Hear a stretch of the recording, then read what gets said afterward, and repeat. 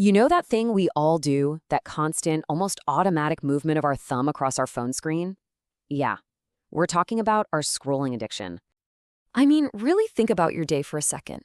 It's the first thing you do when you wake up, and the last thing you do before you fall asleep. It's what you do on the bus, in the middle of a meal, sometimes even when you're supposed to be talking to someone. This rhythm? It's become the background music to our lives. And that's the million-dollar question, isn't it? We all know we do it. Sometimes we even tell ourselves, okay, that's enough. But we just can't stop. So what's really going on here?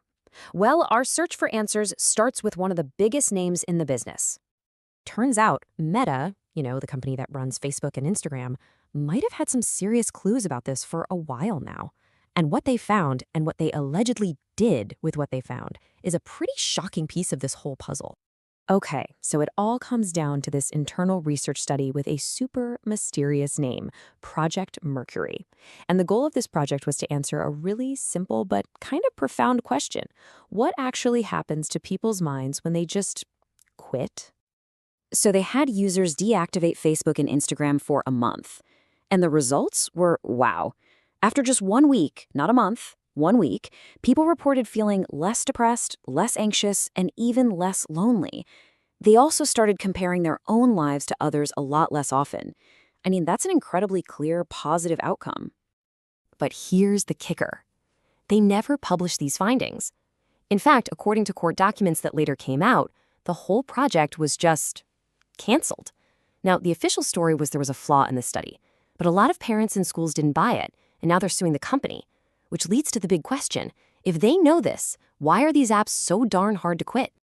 To get to the bottom of that, we have to switch gears from corporate secrets to our own biology. We need to look at how our brains are actually wired, and more importantly, how these apps are built to exploit that wiring. And that brings us to this key concept, addictive design. Now, this is so important. It means that your urge to keep scrolling isn't a personal failure. It's not a lack of willpower.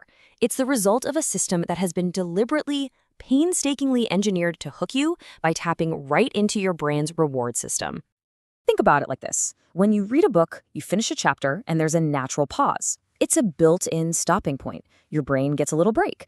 But social media, it's an infinite feed. It never, ever stops. There's no end to the chapter, no automatic break. It is a deliberately addictive, bottomless loop designed for one thing, to keep your thumb moving.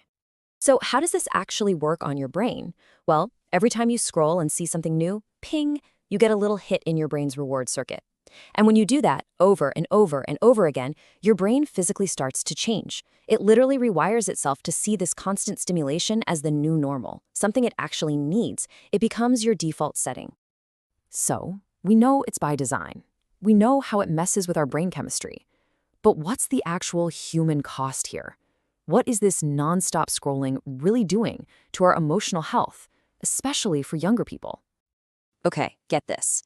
The World Health Organization crunched the numbers from 44 different countries and found that a staggering 11% of kids are already showing symptoms of social media addiction. That's more than 1 in 10 kids whose well-being is taking a hit because of this. This right here. This quote is from a real teenager who was in therapy. Her parents were going through a tough divorce, and instead of processing any of it, she was just on her phone for 10 to 12 hours a day. And when her therapist asked her how she felt about it all, this was her answer, over and over. I don't know. What's happening here is something experts call emotional numbing. The phone becomes the ultimate escape hatch. See, our brains need time to process difficult feelings, to understand them. But instead, that crucial processing time is just handed over to the endless scroll. You can't figure out how you feel if you never actually give yourself a moment to feel anything. And the fallout from this is huge. We're talking about a constant state of low-grade anxiety, a feeling of being totally lost. You've got young people grappling with these huge existential questions like, what's the point? Way too early. It's feeling stress, burnout, and of course, it is absolutely wrecking our sleep. All right, so I know what some of you might be thinking. Come on, isn't this just the 21st century version of our parents telling us not to sit too close to the TV? Is this just another moral panic about new tech? Well, the science says no, not even close. TV was passive. You sat back and watched a movie. Social media is active, rapid-fire engagement, every few seconds. But here's the real difference. Watching too much TV might have fragmented your attention, sure, but social media fundamentally impacts your sense of self. It forces you into this loop of constant comparison. How does my life stack up to theirs? TV never did that. So you take the internal studies, the brain science, the real-world impact, and it all leads to this massive societal question. What are we supposed to do about all this? And more specifically, should we be banning social media for kids? It's a really complex debate. On one side, you have people saying, look, this is a public health crisis, plain and simple. The question isn't if we should act, but how soon. But on the other side, the challenges are very real.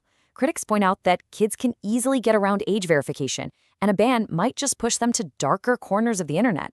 Plus, there's the argument that you might be hurting their digital skills for the future. So while governments and experts argue about these huge policy questions, and while the tech companies themselves are probably not going to encourage us to scroll less, the final piece of the puzzle might not be with them at all. It might be with us. Because, we don't have to wait for a new law to be passed or for some company to have a change of heart. The power to actually understand our own habits and to start making a change, that power is with us, right now. It's the choice to look inward for a second instead of just outward at a glowing screen. And that really brings us to the final and maybe the most important question of all. It's a question that only you can answer. The next time you feel that itch, you find your thumb starting to move, just pause for 1 second and ask yourself, what am I trying to get away from right now? What problem or feeling am I trying to numb? Because figuring that out might just be the first step to taking back control.